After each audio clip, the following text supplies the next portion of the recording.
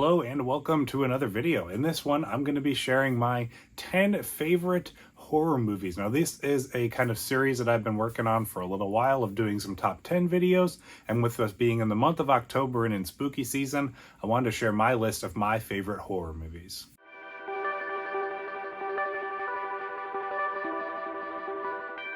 Welcome once again. My name is Austin, and this channel is all about helping you to dig deeper and go further to better understand faith and film and everything that's in between. If that sounds exciting to you, make sure you click the subscribe button down below so you don't miss out on any future content. If you're just stumbling across this video and you're not familiar with my channel, I've been doing a yearly October series for a few years now where I kind of go through some classic horror movies for the first time and give you my thoughts on them from my Christian perspective, share some lists, other types of videos, some Christian analysis on horror movies. So it's a really fun month as far as my content goes. I get to do something a little bit different, something a little more focused on a specific genre rather than the wide variety that I usually do. So I'm really looking forward to sharing this top 10 list. I've been kind of hemming and hawing over placement of stuff for a few weeks now, but I think I finally have, at least for this time in place, my ranking of my 10 favorite horror movies. First, I want to start off with an honorable mention of sorts outside of the top 10 list, and that's my favorite horror series of all time, and that's going to be The Haunting of Hill House. If you've been following myself or my channel for a while, you know I absolutely adore this series. I love almost everything Mike Flanagan does, and I think this is the absolute pinnacle of work that he's done so far. I think this series is fantastic. It's like a 10-hour movie, which is kind of why I wanted to include it on this list, because the story is fantastic. It's such a high quality story, production, all this stuff is just fantastic filmmaking and storytelling all around. So I love this series. If this is one you've for some reason not checked out, especially if you're into horror, I highly recommend this one. It's terrifying and it's brilliant. Next is a movie I don't have in my collection, so I'll just pop a little poster up here for you, and that is the movie A Nightmare on Elm Street, the original one. I went and watched the first few movies in this series for the first time over the past few months, maybe 6 months or something like that, and really enjoyed 1 and 3, most notably the first one. I thought it was great. I thought it was really interesting, kind of delving into the lore of dreams, and from the perspective of horror was really interesting as well. The idea of not being safe in a place that feels safe mentally for us in our sleep was really fascinating, and needing to kind of stick together to face the evil that's within there, all that kind of stuff. Really interesting thematically, really cool kind of scares and horror stuff along the way. Freddy Krueger is obviously iconic for a reason, and I'm really happy I jumped into these movies because they're really interesting. I have not gone and watched past 3 yet. I'd like to at some point, just haven't gotten around to it. I really liked Dream Warriors as well. The second one was definitely a step down, but I thought the third one was really good too. So A Nightmare on Elm Street is going to be taking the 10th slot on this list. Next, in the 9th slot, we have the movie The Lost Boys. This is one that I checked out for the first time 2 or 3 years ago and just instantly loved it. It was such a vibe of just awesome 80s stuff, great 80s music and style and flair, while at the same time being a really fun and entertaining vampire flick. Now, this one, yes, it's a horror movie because it's vampires and stuff, but it's a little more on the fun, not whimsical, but like a more on the more exciting perspective of like horror. So there's definitely those moments of horror, and there's that vampire lore that's really interesting, but it's really fun along the way. Like I said, there's great music, really entertaining characters, just an all-around really fun experience of a movie. So this is going to take the 9th slot for me. Next, in the 8th slot, one of my favorite movies from a few years ago, The Invisible Man. Now, this is just a great movie. Lee Winnell is doing awesome stuff movie-wise. If you haven't seen Upgrade, I highly recommend that one. I can't wait to see what he does next, but this is possibly my favorite of his movies so far. Just doing a fantastic job of taking something that's been around in film culture for such a long time and really revamping it and modernizing it in a really fascinating and compelling way. There's a really great story about both physical and emotional abuse at the core of it that really is kind of the through line throughout the film. And then besides that, there's just this really well done filmmaking that really enhances the kind of abilities of the Invisible Man and what that looks like in a modern setting. It does a fantastic job of really making you watch parts of the screen where you suspect this invisible man could be. It really keeps you on the edge of your seat. I thoroughly enjoyed checking this one out in theaters when it came out. It was a really great experience with a friend of mine. Since then, I've watched it a few times at home and just really enjoyed it. It's always a great experience. For some reason, my wife hates this movie, thinks it's dumb, but I really like it, and I definitely want to put it on my list because it's one of my favorite horror movies for sure. Next, in the 7th slot, another kind of genre bender for this one, we have Zombieland. Now, obviously, this one is probably much more fun and comedic than it is horror, but it's still a horror movie with the zombies and that kind of stuff. There's the zombie gore and action, all that and whatnot. So this is just an all-around enjoyable, fun ride that I just enjoy every time. There's so much creative stuff done with the survival tips through Jesse Eisenberg's character. Each of the characters is so distinct, like Woody Harrelson, Jesse Eisenberg, Emma Stone, and Abigail Breslin. They just do fantastic character work in this movie of being so distinct, and each of them having their own sense of humor, their own personality, the way they each kind of clash and get along all throughout the movie. So funny. One of the best Bill Murray cameos also in a movie. Just hilarious what they do with that, and just an all-around really entertaining movie. The sequel is just as good as this one, I think, but the first one being something a little special for me, I enjoy it just a little bit more than the second one. But this is just such a fun movie of like an unlikely band of misfits coming together as a family, surviving the zombie apocalypse together. So such a fun ride. Like I said, a bit of a genre bender of the horror and comedy sections there, but just nonetheless a great, fantastic horror movie. Rounding out the bottom half of the list, in 6th place, we have John Carpenter's The Thing. Now, this is a movie I watched last year for the first time, I believe. I think I even did a video on the channel for it. And I have not grown up watching the prequel thing that came out in 2011, but I'd seen that a couple of times. So I knew kind of the concept of The Thing, within the world of the movie. But then going and watching this original one, even though this one takes place after the prequel, this is just an absolute masterpiece. It's a fantastic movie. This looks gorgeous in the 4K. Now, that's kind of outside this list, but the movie is just fantastic. It's a really interesting, really great self-contained story. I love kind of single location movies where you just feel everything just kind of tightening and closing in on the characters throughout. Really challenging as far as figuring out who you can trust, what the characters have to deal with throughout. It's just impossible to know, kind of, can I trust this person? Can I trust that person? If they're the monster, all that kind of stuff. Really, really well done. It's simple and really effective. They do great stuff with the horror. The practical effects are fantastic. Some of the best I've ever seen in a movie, especially a horror movie too. So if you've, like me, not seen this one until recently, and haven't seen it up until now, you're definitely going to want to check this one out because it's a fantastic movie. And I even really like The Thing, the 2011 one, so I think they make a great pair together. I would still probably recommend watching this one first, even though I watched the prequel first, just because it's really fantastic and really well done. And you kind of get the mystery of it all going into this one rather than kind of getting the explanation of the prequel one.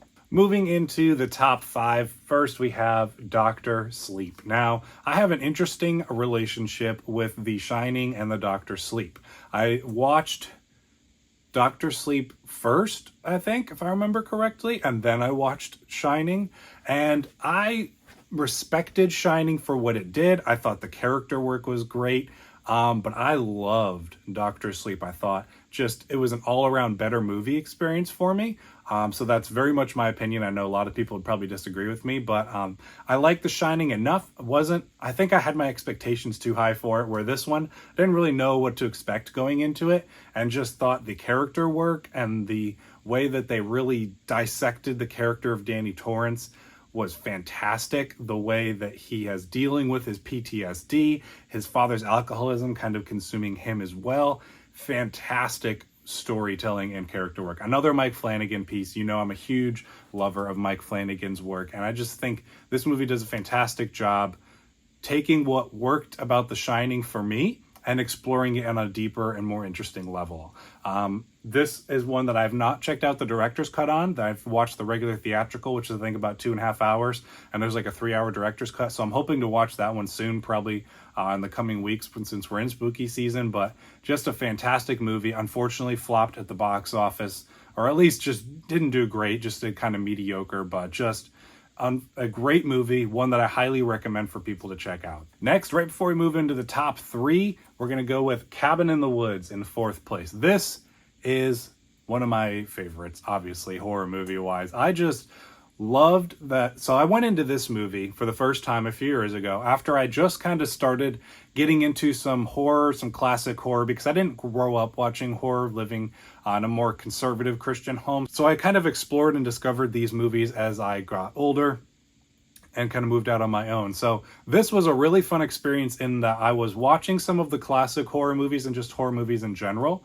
And then I came across this movie, which takes those formulas and those structures and really plays with it and does it in a really fun and entertaining way. I won't spoil it here of what's going on for people who haven't seen it, but this movie, if you're into horror, this does a really fun job of kind of turning everything on its head, playing with the formula and the genre in really entertaining, really fun ways. It's an equally exciting and fun and really entertaining horror movie all around. This is one of Chris Hemsworth's earlier films, right before he got Thor, I think is when he did this. So they do fun stuff with the kind of stereotypes of characters, but even kind of turning some of those and playing with those in interesting ways. So just an all-around great movie that takes stuff that we love about this genre and really turns it on its head and does some really fun stuff with it. All right, we're moving into the top 3. One that you've probably been expecting to see on this list that's on many other people's lists is finally turning up.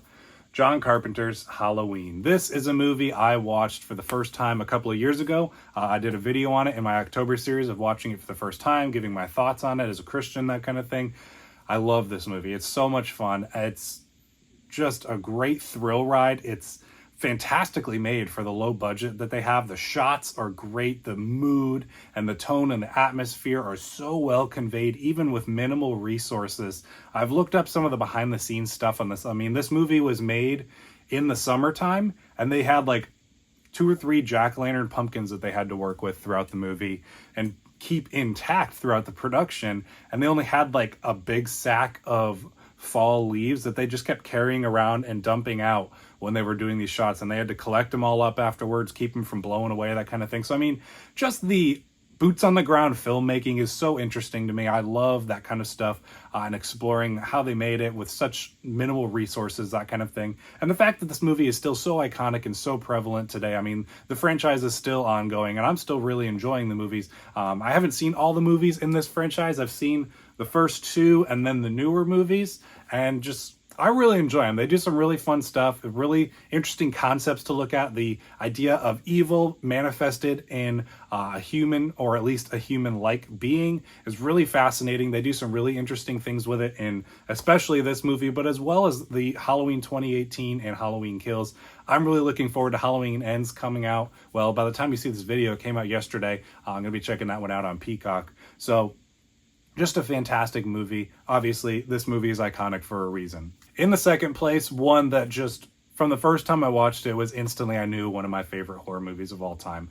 Just all around great story, really entertaining. Another movie that plays with the horror genre in a really, really fun way, kind of like Cabin in the Woods. We have Scream. Now, this is the 2-pack for the new Scream 5 and the original Scream.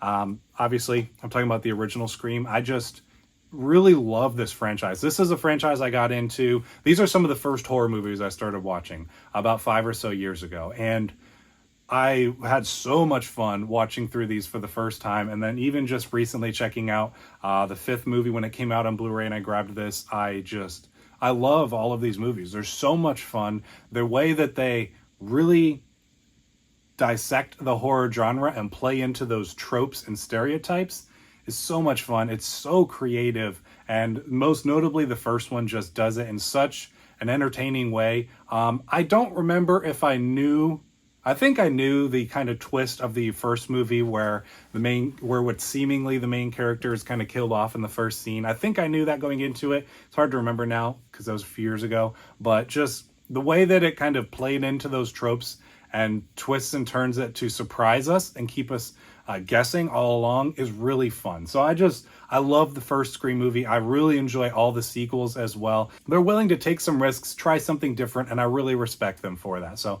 this is probably one of my favorite horror franchises for sure. Finally, in the number 1 slot, the probably first horror movie that I watched and I adore this movie. I love it so much. It's a fantastic movie. I consider it to be a masterpiece, perfect movie, and that is Ridley Scott's Alien. This is a fantastic movie. The ensemble kind of cast and structure of this movie is great. I love that you never really know who the main character is throughout until things kind of keep playing out and then it's revealed. They do such shocking and interesting stuff with the gore and the violence in this one that's really interesting and then really creative as well. Again, this is one I love looking at the behind the scenes stuff for and how they did it.